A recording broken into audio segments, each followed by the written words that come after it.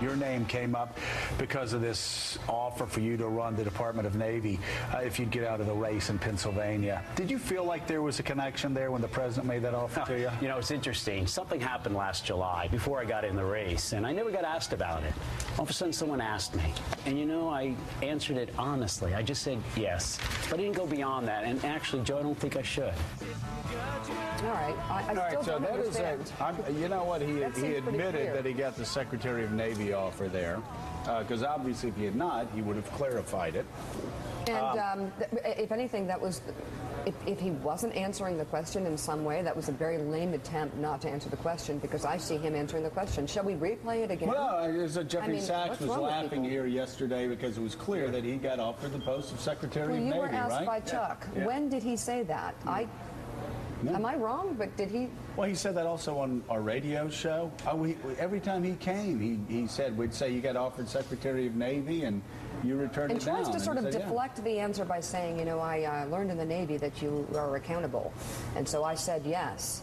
And then you ask him more, and he's not accountable. Isn't it his responsibility to step forward? Yes, it's everyone involved with this. You know what? I wish we weren't spending so much time on it, but it's kind of because we're worried that this is a bigger problem, that this is exactly what we didn't ask for as a country, and backroom deals are alive and well. Well, the media is not following it. That's a real concern with me, the way they should, because an offer was made. Sestak said an offer was made, and for all of the cheerleaders at home, as Mike said, put your pom-poms down.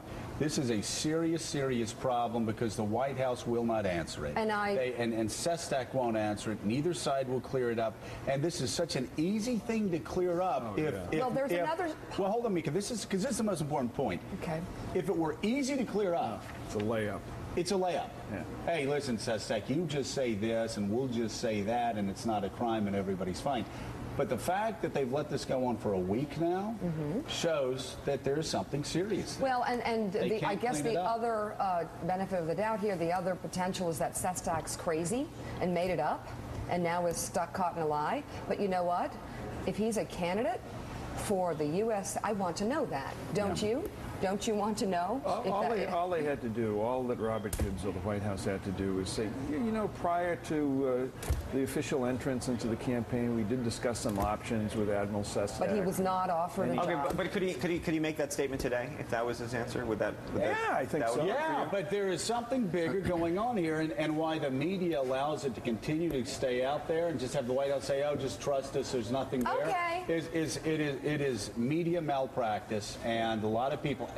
I could name 5 people that have come on this show who run important organizations in the media saying, "Oh, you know what? Sestak's probably crazy. Oh, I don't know." Let's bring in right now somebody that's running. Well, I know, but this is sort of. All right, fine. It's obvious what he thinks about this. Pat, it may not be so obvious. No, well, we're inviting Joe Sestak on as well. Hopefully he'll come on tomorrow. Pat, so tell us, what do you think about this dust-up at the White House? You know, well, I've said for several days now, Joe ought to just be more forthcoming. He ought to tell us what happened and get this behind us. I actually think I'm going to beat Joe Sestak totally on the basis of our policy differences. Right. And that's what I'd like to be talking about, but we've got this huge distraction going on.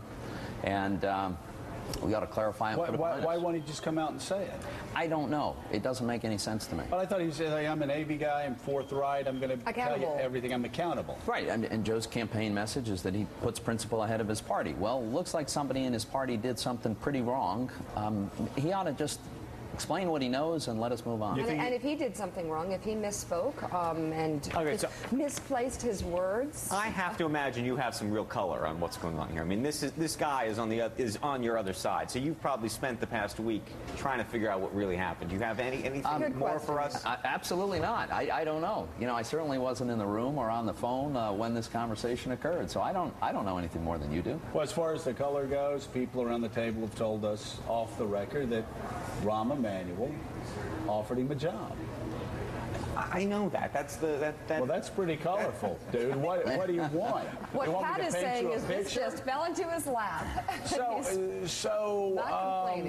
Is this a question of character for Joe Sestak if he won't come forward and tell the truth about a possible illegal bribe?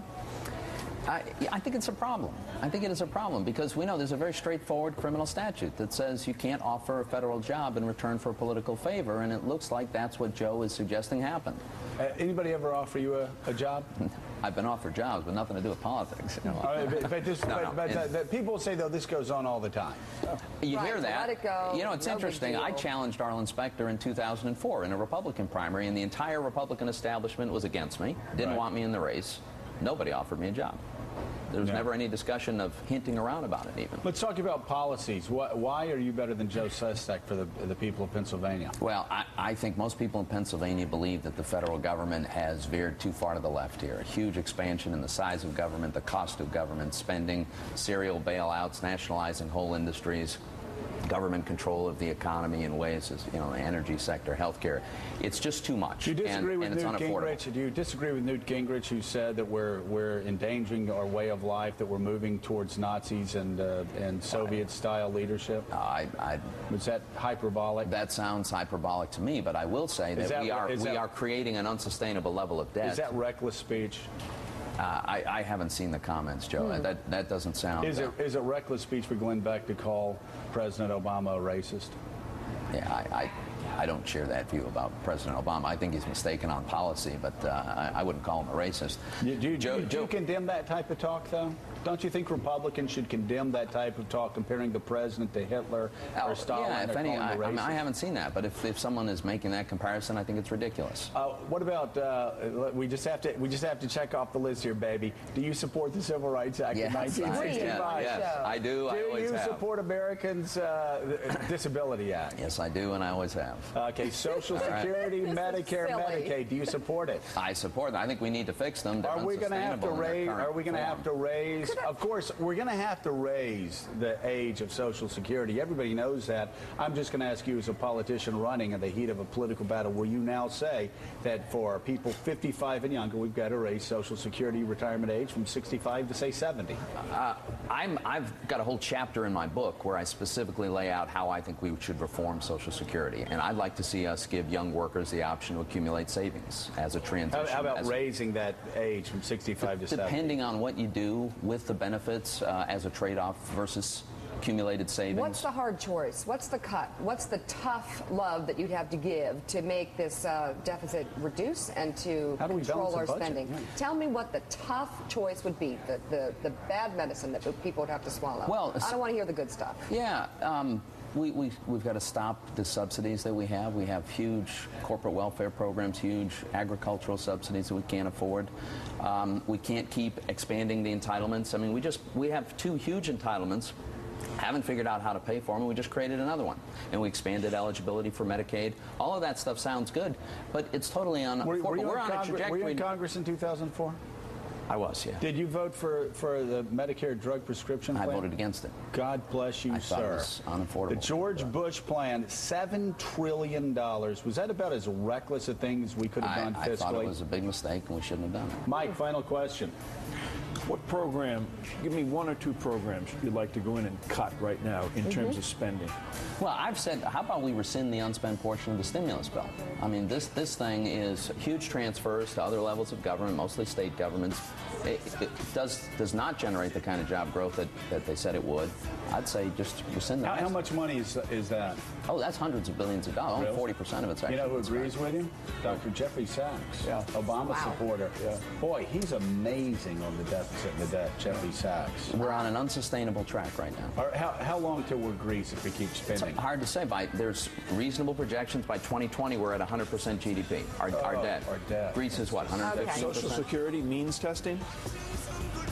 You know, I think that should be on the table in the context of comprehensive reform.